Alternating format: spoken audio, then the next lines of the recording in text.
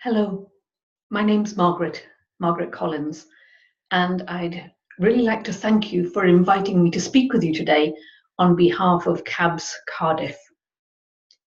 The reason that I'm here is really because of my youngest sister. Lynn is an adult with learning disabilities who's just a little over 50 years old. For 40 years of her life, she lived at home with our parents in North Wales and was cared for by them. When our parents died, Lynn moved to Cardiff to live with me and my partner, and that's about 10 years ago. It was a bit of a change for both of us, but I had a really steep learning curve when it came to learning how to support an adult with learning disabilities. It really didn't take me very long to realize that in the pecking order in life, adults with learning disabilities are pretty close to the bottom. And also, they are very, by and large, in society, adults with learning disabilities are invisible. I worked hard to engage with Lynn and to engage with the services that were available, and Lynn started going to various classes during the day. After a number of years, I managed to get her into some basic skills classes where she could improve her maths and her English skills. Surprisingly, she absolutely loved these classes, and her abilities developed slowly but surely. I don't think I'd realized how much they had developed until earlier this year. In July, I was writing a birthday card for my brother, and as I've done on many previous years, I wrote, "Happy birthday, Brian. Hope you have a wonderful day. Lots of love, Margaret." And I left space at the bottom for Lynn to sign her name. I gave her the card and the pen, and she signed her name. And then she amazed me. She continued and she wrote, "And give my love to the girls." This was her message to her two nieces.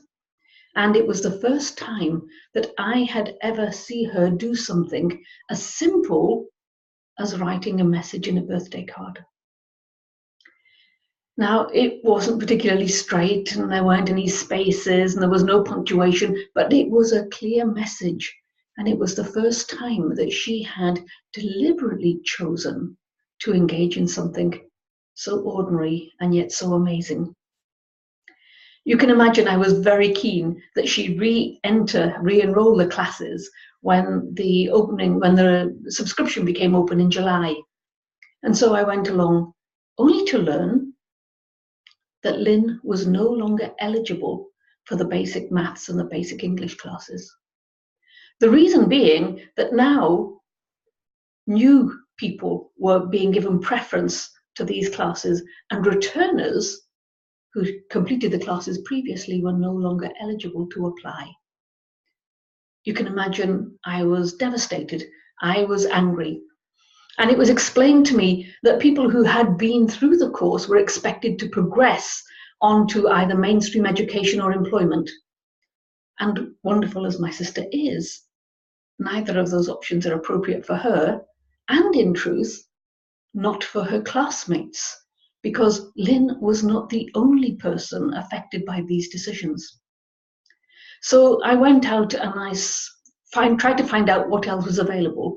There was a very small amount of private provision, but it was also fully booked. There was a great demand for this type of activity in Cardiff. And so I decided to do something. I went out and I found a teacher, someone who is qualified, who has 30 years experience and has experience of teaching adults with disabilities. And she agreed to do the classes. We went out and we found venues that were accessible, and that was great. We had a program together until I realized that actually to pay the costs for the teacher and to pay the costs for the venue, participants would need to pay £8 a session in order to attend. And I'm sure you know that adults with learning disabilities don't really have that kind of money. And so that's when CABS Cardiff was born. I decided that we would set up an organisation in order to raise funds to sponsor basic skills classes for adults with learning disabilities. That way, the classes would be free to the participants at the point of delivery. And so for the last 2 months, we have been working hard, fundraising amongst our friends, our families, our communities. We have had collections, we have been busking, we have applied for grants, as you can see. And so we are beginning to get funds. We now have classes in the west of Cardiff, and that is absolutely brilliant. We're overjoyed.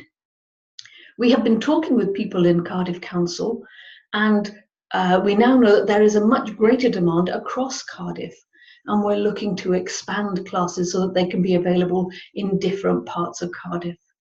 And that's the basis for our application to the Pobble Trust. I would be really overjoyed if we could make these classes available to people like my sister and her classmates, and to others that I don't know yet. Adults with learning disabilities who want to participate in perfectly ordinary activities, but they don't yet have the skills.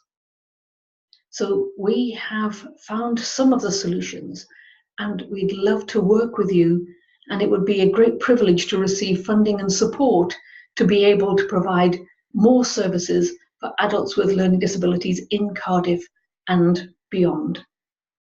So I do hope you will look favourably on our application. I will pass you over now to my colleagues, who I'm sure will explain some of the things that we've been doing and some of the results that we've been getting. So thank you very much again. Bye-bye.